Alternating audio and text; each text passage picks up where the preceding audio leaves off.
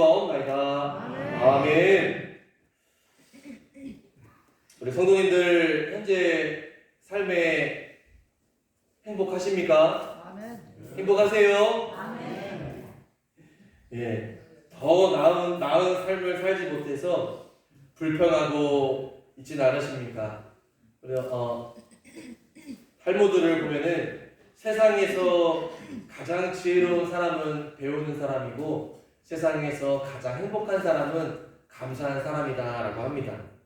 감사할 줄 아는 사람이 행복한 사람인 것인데요. 오늘 본문에서 보시면은 몸이 아픈 사람 중에 사람이 10명 있었는데 그 나은 사람 중에 한 사람이 이방인이었습니다.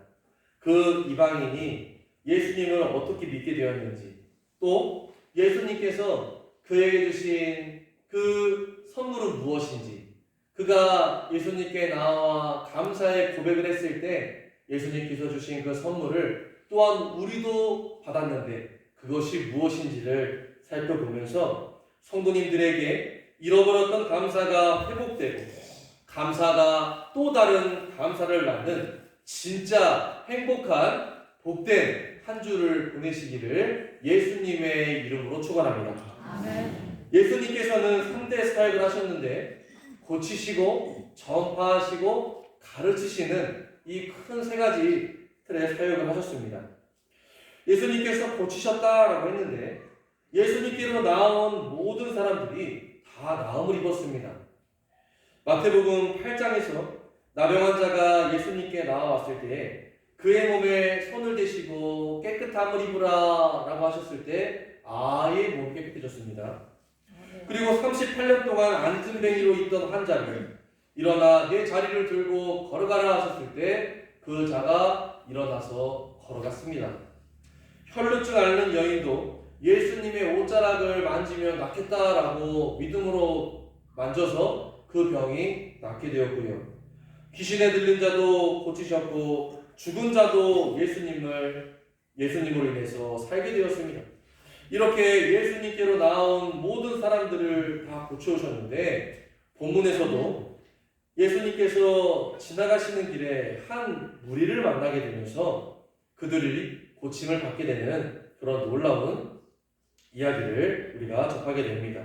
먼저 우리 예수님께서 예루살렘으로 가실 때 사마리아와 갈릴리 사이로 지나가셨습니다. 예수님께서 이 두 지역 사이로 지나가셨을 때 이것을 왜 말하냐면 다음에 나올 사마리아인이 나오는데 왜 여기서 사마리아인이 등장하는지를 보여줍니다. 예수님이 한 마을에 들어가셨을 때 나병 환자들이 13절에 소리를 높여서 예수 선생님이여 우리를 불쌍히 여기소서 했다는 겁니다. 나병에 걸린 사람들은 다른 사람들과 거리를 유지해야 되고 일반인들에게 가까이 가야 할 때는 자신의 존재를 알려야 됐습니다. 자신을 피하라는 것이죠. 내가 거기로 갈 거니까 너희들 저기 물러나 있어 하면서 이렇게 미리 알려줘야 됐습니다. 실제로 나병은 쉽게 전염되지는 않는다고 하지만 전염성은 있다고 해요. 구약 레위기에서도 나병에 걸리게 되면 그 사람은 진영 밖으로 내쫓을 정도로 그 무리에서 인정받지 못하는 신세였습니다. 그래서 예수님께 나아갈 때도 가까이 가지는 못하고 예수님을 만나고 싶은데 예수님의 도움이 필요한데 고쳐줬으면 좋겠는데 라는 그런 마음으로 멀찍이 서서 예수 선생님 우리를 불쌍히 여겨주시옵소서 하나 둘 셋 선생님 하고 이렇게 불렀다라는 겁니다. 예수님께서 그들을 보셨습니다. 문제가 해결될 것처럼 보이죠. 그래서 예수님께서 말씀하시기를 가서 제사장들에게 너희 몸을 보이라 하셨더니 그들이 가다가 깨끗함을 받았다라고 했습니다.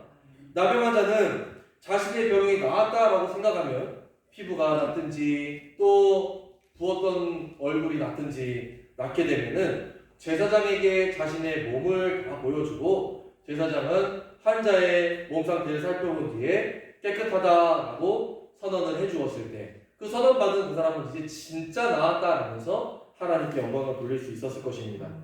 흥미로운 상황은 예수님께서 치료되지 않은 몸을 제사장들에게 보여주려고 하셨는데요. 이는 예수님의 말씀에 순종만 해도 그 병이 낫게 된다는 것을 보여주시기 위함이었습니다. 말씀대로 순종만 해서 이런 기적적인 일들을 경험한 사례들이 있는데 그 중에 나아만 장군이 있습니다. 그가 아병에 걸렸을 때 엘리사가 요단강가에 가서 7번만 네 몸을 씻으라고 그렇게 말해주었습니다. 그저 순종하면 될 것이거늘 그가 생각했던 것이 막 기적적인 어떻게 될지어다 하면서 막 이렇게 여러 이런 기적적인 그런 주문들을 생각했는지는 몰라도 처음에는 순종하지 않았죠. 근데 순종하기까지 여러 우여곡절이 있었지만 순종했을 때 그 나아만 장군의 살이 어린아이들과 같이 저 뒤에 지금 유아실에 있는 어린아이들과 같이 뽀얀 살처럼 변했다라고 했습니다. 또한 마태복음 8장에서 한 백부장도 등장하는데 자신의 하인이 중풍병으로 몹시 괴로워하는 그 모습을 보면서 굉장히 안타까워하면서 자신의 자식도 아니면서 하인임에도 예수님께 나와서 그를 고쳐줄 것을 요청합니다. 그런 다음에 그랬을 때 말씀만 하여 치료해 주옵소서 하고 나와서 예수님께 간청했을 때 예수님께서 내 믿음대로 될지어다 하시니 그 말씀이 마침과 동시에 그 즉시 하인이 낫게 되는 놀라운 은혜를 경험했습니다. 말씀으로만 하셨을 때 치료되거나 놀라운 역사를 경험하게 되었다면 더 그 말씀하신 그 하나님께로 나와야만 마땅할 것입니다. 요한복음 10장 38절에서도 내가 행하거든 나를 믿지 아니할지라도 그 일어난 일은 믿으라고 했습니다. 얼마나 예수님을 안 믿었으면 이런 말을 하셨을까요? 그러면 너희가 아버지께서 내 안에 계시고 내가 아버지 안에 있음을 깨달아 알리라 했습니다. 일어난 일에 대하여 어찌 그냥 갈 수 있겠습니까? 나아만 장군도 엘리사의 말에 순종해서 자신의 병이 치료되었을 때 한사코 거절했던 엘리사에게 얼마의 그런 살해를 하고자 했습니다. 끝내 안 받긴 했지만요. 본문에서도 이야기는 예수님께 돌아온 이 한 사람을 조명해주고 있습니다. 이 한 사람은 치료를 받은 10명 중에 유일하게 하나님께 감사하고 하나님께 감사함을 표현하러 온 사람입니다. 15절에서 그 중에 한 사람이 자기가 나은 것을 보고 큰 소리로 하나님께 영광을 돌리며 돌아왔다고 했습니다. 재미있는 것은 본문에서 치료받은 사람이 10명이었지만 한 사람만이 하나님께 영광을 돌리러 돌아왔다라고 말한다는 것입니다. 나머지 9명은 어디 갔을까요? 감사함으로 예수님께 나오지 않은 9명과 같은 그리스도인들도 분명히 있을 것입니다. 그의 기도를 들어주시고 상황을 불쌍히 여겨주셔서 문제를 해결해 주셨음에도 문제를 해결해 주신 분이 하나님이심을 깨닫지 못하고 하나님의 영광을 가로채버리는 유형의 사람들이 분명히 있습니다. 우리는 9명의 사람들과 같이 예수님께 아뢰었다면 그 문제를 해결해 주신 분이 하나님이심을 믿고 그분께 나와야 됩니다. 혹여나 내 힘으로 했다고 할지라도 우리는 교만해서는 안 되죠. 나에게 이런 능력까지도 주셔서 이렇게 우리 가족 안에서 내 힘으로 이 일을 해결할 수 있게 하신 그 하나님께 또 감사할 수 있을 것입니다. 무엇보다 우리가 이 감사하러 나오지 않았던 9명과 감사함으로 예수님께 나온 이 한 명을 비교해 볼 때 우리가 9명이 되지 말고 누가 되자? 이 한 사람이 되자라는 겁니다. 이 한 사람. 16절에서 예수의 발 아래 엎드려 감사했는데 그가 사마리아 사람이다 라고 했습니다. 하나님께 영광 돌린 한 사람은 예수님의 발 아래에 엎드려 감사했습니다. 예수님께 감사함으로 나온 사마리아인이 참 잘한 것은요, 그가 감사함을 표현했기 때문이죠. 아멘. 우리가 언제 저 사람이 감사하다라고 말할 수 있습니까? 물론 주보에 감사 헌금의 감사 내용을 보고 또 알 수도 있겠지만 그것이 중요한 것이 아니고 감사를 표현할 때 아는 것이죠. 남편분들은 아내분이 감사할 때, 그리고 아내분은 남편분이 감사할 때, 그리고 또 부모님은 자녀가 고마워할 때, 또 자녀들은 부모님이 고마워할 때, 표현할 때 감사한 겁니다. 이 앞에서 말씀드린 9명의 사람들은 감사함을 표현하지 않았습니다. 그리고 감사함을 표현하지 않았기 때문에 불행했습니다. 끝내 불행한 겁니다. 그런데 이 한 사람은 감사함을 표현했을 때 더 큰 감사를 받게 되었다라는 것을 우리는 본문에서 살펴볼 수 있는데, 이것은 잠시 뒤에 살펴보고요. 그 사람이 이방인이라는 것이 놀라운 사실이었습니다. 유대인과 사마리아인의 관계는 굉장히 서로 한 동족임을 인정하지 않는 관계였습니다.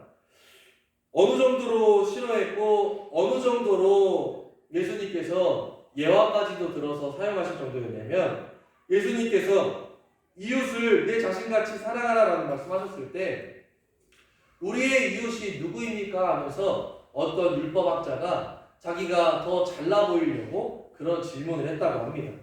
그랬는데 그때 예수님께서 강도 만난 한 사람을 이야기하시는데, 제사장과 레위인도 죽을 것 같아 보이는 불쌍한 나그네를 그냥 지나치지만 사마리아 사람이 강도 만난 자를 치료하되 자신의 여비를 다 털어서 그 사람을 치료했다라고 그렇게 말씀하시면서 누가 이 사람의 강도 만난 자의 이웃이냐 하면서 사마리아 사람이다라는 그런 말을 들었습니다. 이때 이 유대인들이 예수님의 말씀을 이야기를 들었을 때 제사장과 레위인도 그냥 지나친 것처럼 사마리아 사람도 이야기하셨을 때 분명히 저 사람도 지나쳤을 거야 라고 생각했을 겁니다. 당연히. 그런데 예수님께서 이 사마리아 사람이 이 유대인을 치료해주는, 이 불쌍한 사람을 치료해주는 것을 이야기하실 때 그곳에 있었던 사람들이 다 놀라 자빠졌을 것이다. 왜요? 사마리아 사람과 유대인은 그렇게 하나가 될 수 없기 때문입니다. 그런데 본문에서 예수님께 나온 사람이 사마리아인이라고 말합니다. 여기에서 재미있는 상황인 것이죠. 이 사람은 비록 자신을 고쳐준 분이 유대인이긴 하지만 그 고마움 때문에 예수님께 나왔을 것입니다. 그는 예수님께서 하신 말씀대로 순종했는데 낫게 되었으니 자신이 낫게 된 요인은 제사장에게 가서 내 몸을 보이라 라고 하시고 말씀하신 그 예수님께 전심으로 감사했던 것입니다. 말씀대로 순종하는 것이 이처럼 복이 있는 겁니다. 말씀대로 순종할 때 이런 기적적인 일들을 경험할 수가 있는 것입니다. 이것이 정말 잘한 것인데요. 그로 인해 더 잘된 것은 무엇이냐면 19절 말씀과 같이 내 믿음이 너를 구하였다라고 했습니다. 믿음으로 구원받기까지 해주셨습니다. 그러면 나머지 9명은 반대로 구원받지 못했다는 것이 됩니다. 여기에서 그 예수님께 나오지 않은 9명과 예수님께 나온 한 명의 차이를 알 수가 있어요. 다 같이 나병이라는 그 병, 치료될 수 없는 그 병이 치료되었지만 9명은 그 병만 치료되었지 영혼은 구원받지 못한 상태가 되었고, 한 명은 예수님께 감사함으로 예수님께 나와 엎드려 절했던 그 한 사람은 그 감사함을 표현한 그 자체만으로 예수님께서 네 믿음대로 될지어다 구원받았다 라고 말씀해 주셨다는 것입니다. 아멘. 육체도 구원받았고 영혼까지도 구원받은 그 한 사람을 우리가 보고 있는 겁니다. 아멘.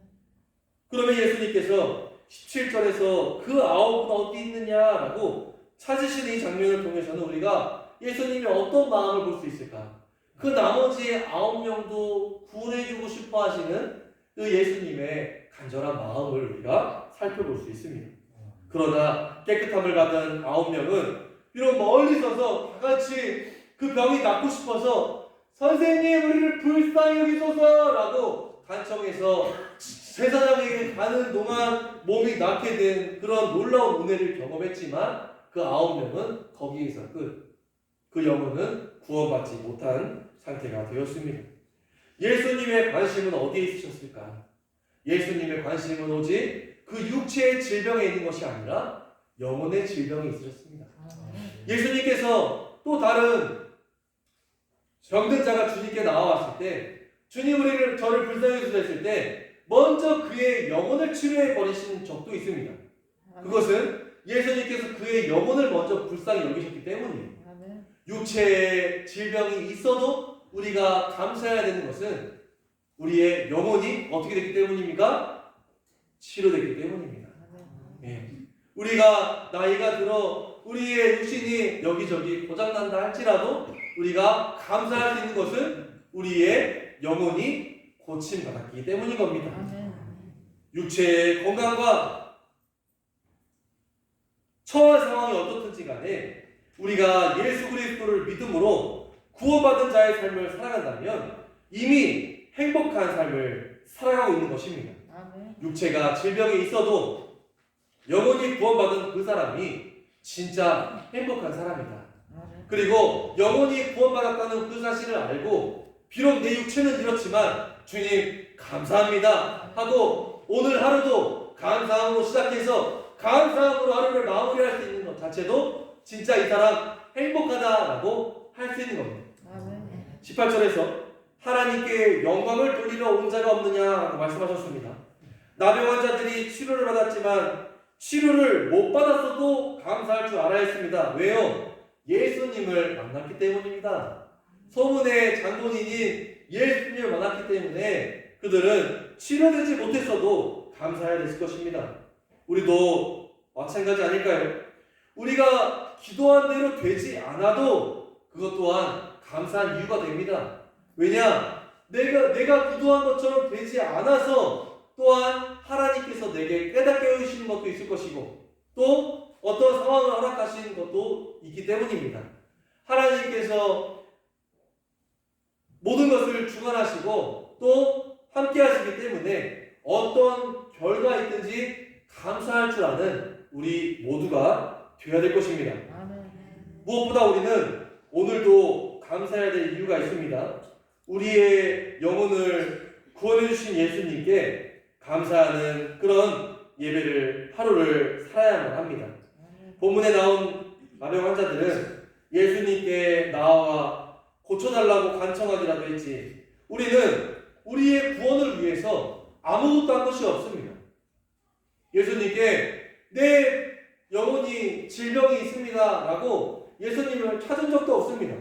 그런데 우리 예수님은 이 나병 환자들보다 못한 우리들의 영혼을 불쌍히 여기셔서 예수님을 믿고 구원함 받게 해주셨다라는 것에 우리는 이 예수님께 나온 이 한 사람보다 더 크게 하나님께 감사하지 않을까요? 나는 주님께 구하지도 않았건만 우리 주님이 내게 구원의 은혜를 베풀어 주신 그 사실에 정말 더할 나위 없이 더 크게 감사하는 그런 우리 성도님들 되시기를 간절히 바랍니다. 제가 우리 가족 중에서 가족에게 말했습니다. 물어봤습니다. 우리 가족 중에 누가 제일 감사를 많이 하지? 누구겠어요? 저요. 예, 저한테 제일 감사를 많이 한다라고 하더라고요. 제 아내도 그런 말을 했습니다. 여보는 어디를 가도 감사할 사람일 거야. 예, 저는 어느 상황에서도 감사합니다. 상황과 환경에 처해서 감사할 줄 압니다. 예, 바울이 그랬죠. 가난에 처할 줄도 알고 풍부에 처할 줄도 알아. 그러면서 어떤 상황 속에서 자족하는 마음을 가지고 감사했다고 했습니다. 바울의 마음이 우리의 마음이 되게 합니다. 우리의 상황이 힘들고 어렵습니까? 그러나 이런 상황 속에서도 우리를 감사하게 하시고 하나님께서는 그런 우리를 통해서 영광 받고 싶어 하십니다. 지금 현재 불평하면 앞으로도 불평할 것입니다. 그런 일에 허락해 주시, 그 일까지 해결해 주시면 감사할게. 말이 안 됩니다. 예, 그 일 해결되면 조금 한가해지면 나갈 게 오히려 더 안 나올 수가 있죠. 장사가 어떻게 한가해지면은 하나님은 살아계시지 않아 하면서 장사도 더럽게 안 되게 하시고 그러겠죠. 그런데 어떻게 예배에 나올 수 있겠습니까? 예?